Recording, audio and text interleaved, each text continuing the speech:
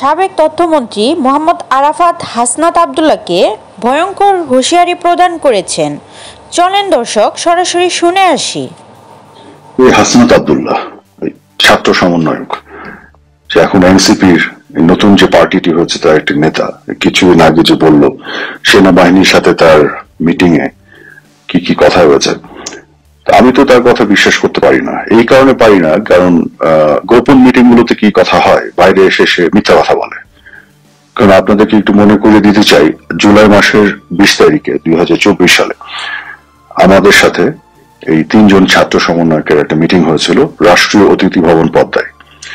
এবং এই মিটিং এ ছিল হাসনাত আবদুল্লাহ, সার্জিস আর হাসিব আর একটা ছেলে, যে ছেলেটা কিছুদিন আগে দাবি করলো যে মেট্রো রেল যদি আগুন জ্বালিয়ে না দেওয়া হতো, পুলিশকে যদি হত্যা করানো হতো, তাহলে তাদের বিপ্লব সফল হতো না। তো এই ছেলেটাও ছিল। তো এই 3 জনের সাথে মিটিং যেটা আমাদের হয়েছে, সেখানে কিন্তু প্রথমবার তারা যখন এসেছিল তখন আমরা গিয়েছিলাম এবং তারা অনুরোধ করেছিল যে তারা তখনই আলোচনায় বসতে চায় না, আরো কিছুদিন পরে তারা বসতে চায়, তাদের আরো কিছু প্রিপারেশন লাগবে। এবং আমরা কিন্তু তাদের সেই মতামতকে শ্রদ্ধা জানিয়ে তখন আমরা মিটিং করিনি, আমরা গিয়েছিলাম কিন্তু আমরা তারপর চলে এসেছি। আমরা চাইলে কিন্তু বুঝতে পারতাম, রাষ্ট্রীয় অতিথি ভবন পদ্মায় আমরা আছি, আমাদের সিকিউরিটি ফোর্সের সবাই ছিল, তারা 3 জন ছিল, বাট আমরা তাদের ওপিনিয়নের ব্যাপারে শ্রদ্ধাশীল ছিলাম। কিন্তু দ্বিতীয়বার আমরা যখন গেছি তখন তাদের সাথে আমাদের মিটিং হয়েছে, 2 ঘন্টার উপরে মিটিং হয়েছে। তারা আমাদেরকে রিকোয়েস্ট করেছিল যে আমরা যাতে কোনোভাবেই না বলি যে তাদের সাথে আমরা আলোচনা করেছি, এবং তাদের 9 দফাকে তারাই কিন্তু পরিবর্তন করে 8 দফা করেছিল। এবং পরবর্তীতে তারা মিটিং শেষে বের হয়ে গণমাধ্যমকে তারা এই কথা বলেছিল, এবং গণমাধ্যমকে তারা যে কথা বলছিল এটা কিন্তু অন রেকর্ড আছে। তারা আমাদেরকে রিকোয়েস্ট করেছিল যে আমরা যেন কোনোভাবেই এটা প্রকাশ না করি যে তাদের সাথে 2 ঘন্টার উপরে মিটিং হয়েছে, আমরা যেন বলি যে তারা শুধু দাবি জানাতে এসছে, দাবি জানিয়ে চলে যাচ্ছে। তো ওই মিটিং আর অনেক কথা হয়েছে, আমি এখন এগুলো বলছি না, কিন্তু এই মিটিং এ তারা কি বলেছিল এই বিষয়গুলো যদি আপনারা জানেন তাহলে আপনারা দেখবেন যে কত বড় মিথ্যাবাদী এরা। সেই মিটিং এ তাদের কি আচরণ ছিল, কিভাবে তারা কথা বলেছিল, কি তারা চেয়েছিল, আর পরবর্তীতে সেই মিটিং এর বিষয় নিয়ে সে ব্যাখ্যা দিতে গিয়ে যেভাবে নিজেকে হিরো হিসেবে উপস্থাপন করার চেষ্টা করেছে, এটা ফেক ড্রামাবাজ এই ছেলেটা। ন্যূনতম অনেস্টি সততার নাই।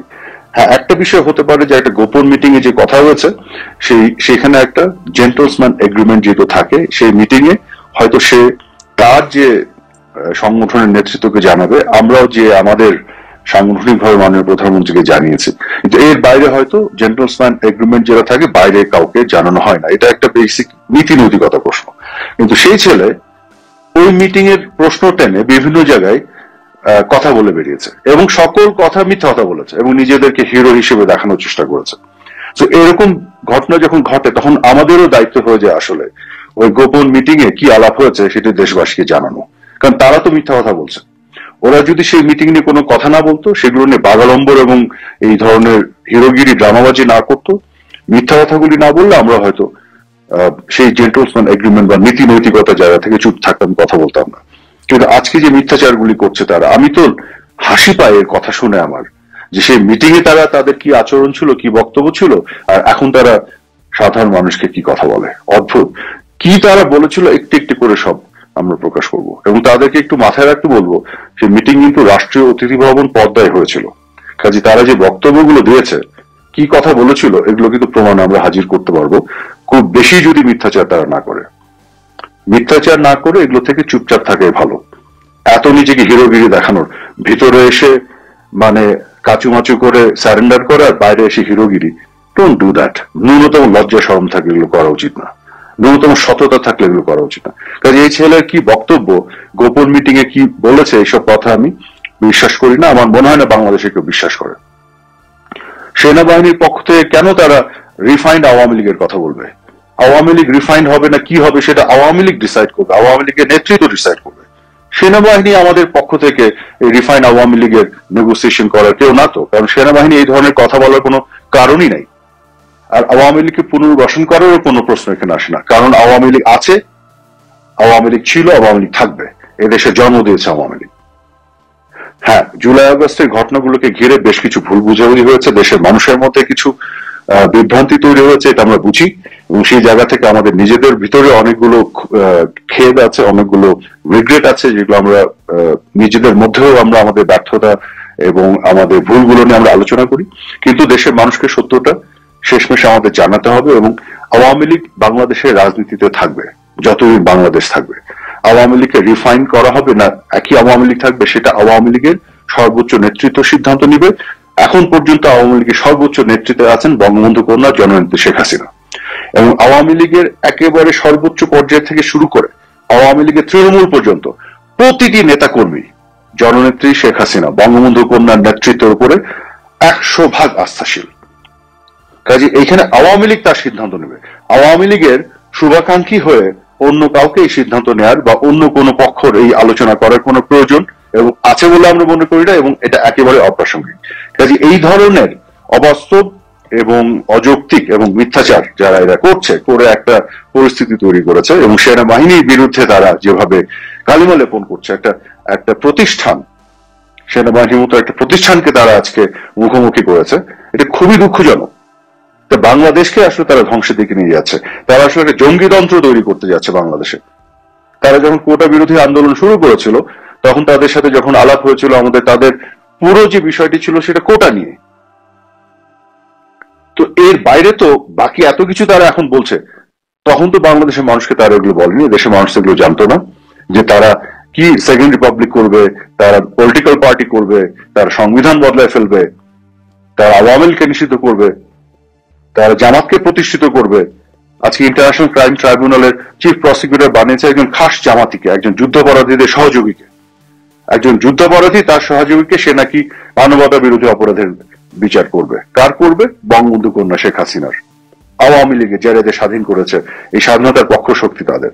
তো এই যে বিষয়গুলি তাদের, 32 নম্বরকে তারা ভেঙে দিল, 32 নম্বরের যে ভাঙলো তারা, এটা প্রতিটি ইটের হিসাব নেওয়া হবে, বাংলাদেশের মানুষই নিবে, আমরা থাকি বা না থাকি। মাথায় রাখতে হবে বাংলাদেশ কিন্তু স্বাধীন হয়েছে যে চেতনার উপর ভিত্তি করে, সেটাকে কিন্তু তারা মুছে ফেলতে পারবে না। বাংলাদেশের সাধারণ মানুষ অনেকখানি বিভ্রান্তির মতো পড়েছিল, এ ব্যাপারে কোনো সন্দেহ নাই, এবং সেক্ষেত্রে আমাদেরও কিছু ভুল ত্রুটি এবং ব্যর্থতা ছিল, সেটা আমি মনে করি এবং মেনে নিই, স্বীকার করি। তবে এটিও সত্যি আজকে পরিষ্কার হচ্ছে যে আক্রমণ হয়েছিল গণভবনে এবং প্রধানমন্ত্রীর অফিসে এবং বিভিন্ন জায়গায়, সেটি সেই 71 সালে পাক হানাদার বাহিনীর যে আক্রমণ, সেই আক্রমণের মতন আক্রমণ হয়েছিল বাংলাদেশের স্বাধীনতা এবং সার্বভৌমত্বের উপরে। যে কারণেই এই জঙ্গিরা আক্রমণ করেছিল, সেই প্রো পাকিস্তানিরা, এবং যে কারণে জাতির জনক বঙ্গবন্ধু সেই তারা স্ট্যাচু সেটি ভেঙে ফেলেছে, তারা 32 নম্বর তারা ভেঙে ফেলেছে। কাজে স্বাভাবিকভাবে পাক হানাদার যখন আক্রমণ করে, তখন আওয়ামী লীগের নেতৃত্ব বা মুক্তিযুদ্ধের পক্ষের চেতনা, বাংলাদেশের পক্ষের নেতৃত্ব পার্শ্ববর্তী দেশে আশ্রয় নিয়েছিল, 1971 সালে নিয়েছিল, এবং আমরা সরকার গঠন করেছিলাম, প্রবাসী সরকার, মাথায় রাখতে হবে। কিন্তু যুদ্ধ আমরা করেছিলাম, এবং সেই যুদ্ধ আমরা আবারও করব, এবং যুদ্ধে আমরা জয়ী হব। আমি বলছি না যে 71-এর মতন সে লিটারালি বন্দুক নিয়ে যুদ্ধ, কিন্তু এই যে লড়াই, মানুষের মনস্তত্ত্ব নিয়ে ওদের যে খেলাধুলা, মিথ্যাচার, মানুষকে বিভ্রান্ত করা, সেইখানে মানুষকে বিভ্রান্তি থেকে বের করে এনে সত্য উন্মোচন করা, সেই জায়গাতে সেই যুদ্ধ আমরা করব, এবং সেখানে আমরা জয়ী হব। সত্যের জয় হবে, বাংলাদেশের জয় হবে। এই জঙ্গিতন্ত্র, জঙ্গিদের বিজয় হতে পারে না। শুধুমাত্র বাংলাদেশের মানুষের সাময়িকভাবে বিভ্রান্তির সুযোগ নিয়ে তারা এই কাজগুলি করছে, এবং সেইখানে বাংলাদেশের মানুষ যে বিভ্রান্ত হয়েছে, সেই দোষ আমি এদেশের মানুষকে দিই না, সেই দোষের দায় আমি আমার ঘাড়ে নিই, আমাদের ঘাড়ে নিই। আমাদেরই বেশ কিছু ব্যর্থতা, ভুলের কারণে সেটি হয়েছে, তবে সেটিকে শুধরানোর দায়িত্ব, সেই দায়ও আমাদের, এবং সেই কাজগুলি আমরা করব। কারণ আগামী দিনে বাংলাদেশ মুক্তিযুদ্ধের চেতনার উপরে দাঁড়িয়ে তৈরি হতে হবে, গণতন্ত্র থাকতে হবে, এখানে আইনের শাসন থাকতে হবে, মানবাধিকার থাকতে হবে, ন্যায় বিচার থাকতে হবে। এই বিষয়গুলো নিয়ে আমরা কোনো কম্প্রোমাইজ করবো না। তার মানে এই নয় এই পুরো বিষয়গুলো নিয়ে আমরা আমাদের শাসন আমলে সবকিছু শুদ্ধ করে ফেলেছিলাম, এমন কিছু আমি দাবি করছি, এরকম কিছু আমি দাবি করছি না। আমাদের ভুল ভ্রান্তি, ব্যর্থতা, ঘাটতি ছিল, কিন্তু তার মানে এই নয় যে এই জন্য বাংলাদেশকে ধ্বংস করে জঙ্গিতন্ত্র তৈরি করতে হবে, জঙ্গিদের স্বর্গরাজ্য করতে হবে। আমরা যেখানে আমাদের ঘাটতি ছিল সেটা পূরণ করে আগামী দিনে আমরা আরো ইমপ্রুভ করতে চাই, সেটি আমাদের অঙ্গীকার, কমিটমেন্ট বাংলাদেশের মানুষের কাছে। প্রিয় দর্শক, এতক্ষণ সাথে থাকার জন্য ধন্যবাদ। এরকম আরো নিত্য নতুন সংবাদ পেতে আমাদের ওয়াইটিভি নিউজ চ্যানেলটি সাবস্ক্রাইব করুন, এবং আপনাদের ভালো লাগলে লাইক, কমেন্ট, শেয়ার করে পাশেই থাকুন।